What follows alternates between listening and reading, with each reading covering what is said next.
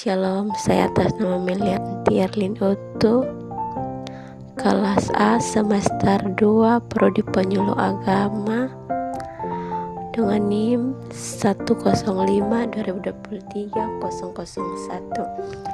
Saya di sini akan menceritakan tentang Erik Fromm. Erik Fromm adalah seorang psikologi dan psikoanalisis yang dikenal karena kontribusinya dalam bidang psikologi kepribadian. Dia mengembangkan teori psikososial yang menggambarkan perkembangan pribadi melalui serangkai tahapan-tahapan yang melibatkan pertempuran antara kebutuhan individu dan tuntunan sosial. Pengembangan kepribadian dalam teori psikologi Erik Fromm, ketidakan kepercayaan 0-1 tahun bayi mengembangkan kepercayaan terhadap dunia melalui interaksi dengan orang tua atau pengasuhnya. Jika kebutuhan dasar mereka dipenuhi dengan baik, mereka akan mengembangkan rasa kepercayaan. Jika tidak, mereka mungkin mengalami ketidakkepercayaan. Tahapan otonomi vs ragu 1-3 tahun. Anak-anak mulai mengembangkan rasa otonomi dan merasa mandiri dalam melakukan tugas-tugas sederhana seperti toilet, air dingin, atau memiliki pakaian. Jika mereka didorong secara positif, mereka akan mengembangkan rasa otonomi. Jika mereka dikritik atau dibatasi secara berlebihan, mereka mungkin merasa ragu dan meragukan kemampuan mereka. Inisiatif vs rasa bersalah 3-6 tahun. Anak-anak mulai mengeksplorasikan dunia dan mengambilkan inisiatif dalam bermain dan belajar.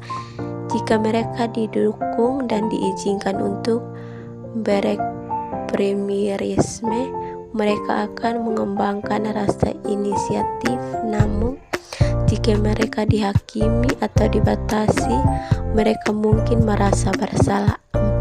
Tahapan kerajinan vs inferioritas 6-12 tahun. Anak-anak mulai mengembangkan keterampilan akademik, sosial, dan fisik. Jika mereka merasa komponen dalam kemampuan mereka dan mendapatkan pengakuan positif, mereka akan mengembangkan rasa kerajaan. Jika mereka merasa tidak mampu atau diabaikan, mereka mungkin merasa rendah hati. 5. Rasa rendah hati. 5. Tahapan identitas vs bingung. Perang remaja mengalami eksplorasi identitas pribadi mereka, termasuk nilai-nilai kejujuran dan peran sosial. Jika mereka berhasil menemukan identitas yang konsisten, mereka akan mengembangkan rasa identitas.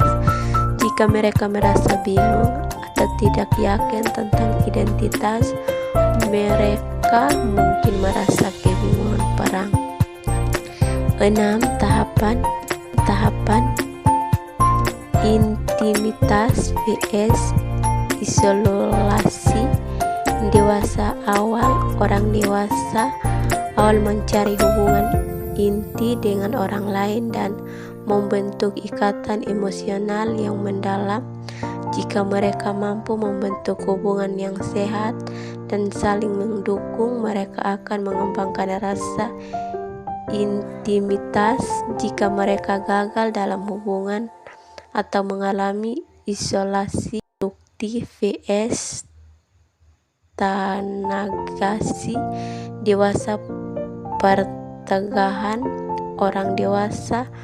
Pertengahan fokus pada kehidupan kerja, keluarga, dan kontribusi pada masyarakat. Jika mereka merasa berhasil dan produktif, mereka akan mengembangkan rasa produktif. Jika mereka merasa tidak berarti atau terjebak dalam rutinitas, mungkin mengalami stagnasi. 8 tahapan integrasi vs putus asa. Lansia atau orang tua dan lansia memberikan kembali hidup mereka dan mengevaluasi apakah mereka hidup dengan penuh arti. Jika mereka merasa puas dengan pencapaian hidup mereka dan menerima kematian dengan damai, mereka akan mengembangkan rasa integrasi. Jika mereka mengalami penyesalan atau kekecewaan, mereka mungkin merasa putus asa.